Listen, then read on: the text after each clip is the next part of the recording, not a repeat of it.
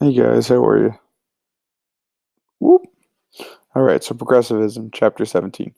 Um, During the late 1800s, early 1900s, we have the second industrial revolution and the rise of the middle class.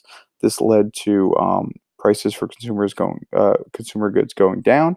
We have the rise of cars, electricity, buildings, the use of steel, and oil being first introduced during this time period. Skyscrapers, because of the implementation of both steel and also, more importantly, the elevator, tall buildings were able to be produced in major cities. Skyscrapers first touched down in Chicago and then quickly moved to New York City, such as the Flatiron Building in New York City. We have technology and innovation happening in the United States. The Brooklyn Bridge, one of the first suspension bridges in the country, was produced in 1883, connecting Brooklyn with Manhattan. Still a beautiful place to go see today. If you've never walked, you should try. Just watch out for this lady picking her wedge. But it's a beautiful place, and just watch out for the cyclists. We have people making enough money that they're actually going on vacations and they're going to beautiful seaside resorts such as Boynton Beach, located in Seawarren, New Jersey, Woodbridge Township. Look at these beautiful people going for a row. These people were from the Victorian age where everything had to be very proper, and that's why they are rowing in a suit and proper dresses. This is Chicago, the second city, totally rebuilt after the Great Fire, where a cow knocked over a lantern, burning the whole city. Yes, a cow did that. So, what is progressivism? It is a reform movement started by middle class citizens um, because they were educated and they were concerned about the lower classes and what was going on in society. When did it happen? As I mentioned, late 1800s, early 1700s. What were they trying to reform? Business practices, labor conditions, and living conditions. How were they able to reach the masses? By using newspapers, magazines, editorials, political cartoons, and educating the masses, they were able to show all these disastrous things going on in the cities. The people that were most responsible from the middle class were the muckrakers, these investigative reporters who used books, newspapers, and magazines to provide information to the poorer classes and other middle class citizens. The first major example was Ida Tarbell, who wrote The History of the Standard Oil Company. This book exposed the business practices, the illegal business practices of John D. Rockefeller, using vertical and horizontal integration, forming trusts, and hurting small time producers of oil. So much so that there was a case brought against Standard Oil Company, and they were split from this huge company into smaller companies, such as Chevron and ExxonMobil that we have today. The living conditions during this time were terrible, mainly because there was a swarm of immigrants that came into the country, and cities were unprepared for them. These new immigrants were the Poles, Eastern European Jews, and Italians. For the most part, they were discriminated against because of their religion. They were Catholic and/or Jewish, whereas most Americans at that time were Protestants, and they were distrustful of these two new religious groups. The older immigrants, as you remember from last year, were the Irish and Germans who came over in the 1840s and 1850s. As a result of cities being unprepared, they had poorly constructed houses and apartments for these new immigrants. And these new apartments are called tenements, which I'll show you in a second. This led to unsanitary conditions. There were no sanitary department in the cities, so there was no garbage men, there was no sewers, proper water, nothing. And as a result, tuberculosis, cholera, typhoid were spreading through these areas very quickly due to the feces and the smells and the nastiness that spread throughout the whole most American cities at that time. So, new immigrants, 1877 to 1890, are coming through Ellis Island. 6.3 million immigrants, mostly from Eastern, which is close to Russia, and Poland in the Ukraine, and Southern Europe, mostly from Italy.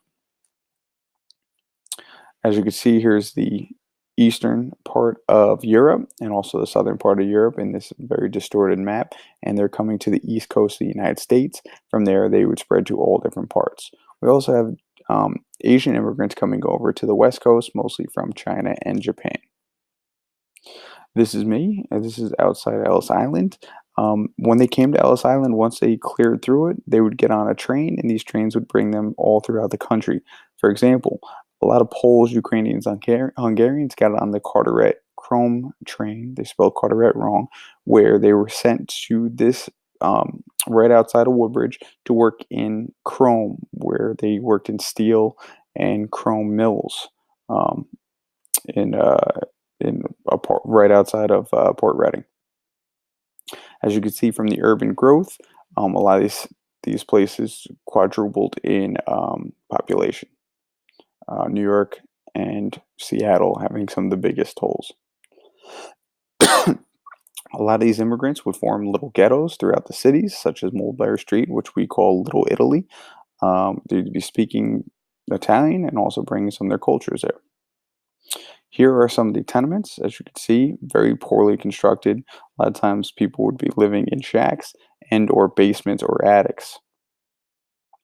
The muckraker that exposed this was Jacob Riis.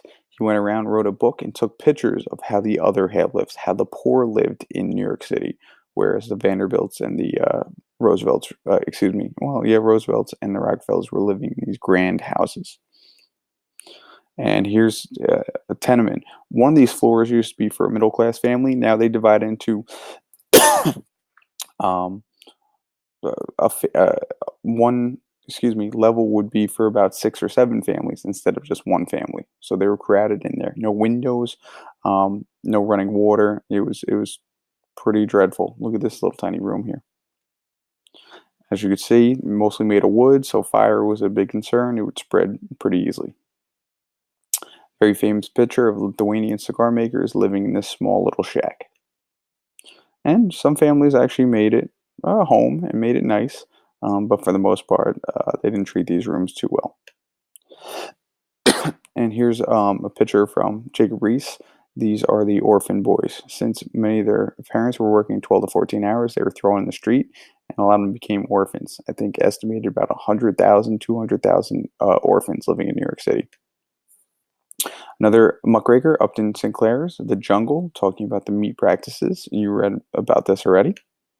Labor conditions, long hours, low wages. You're working 6 days a week, 10 hours or more, about $1.50 a day. Dangerous conditions.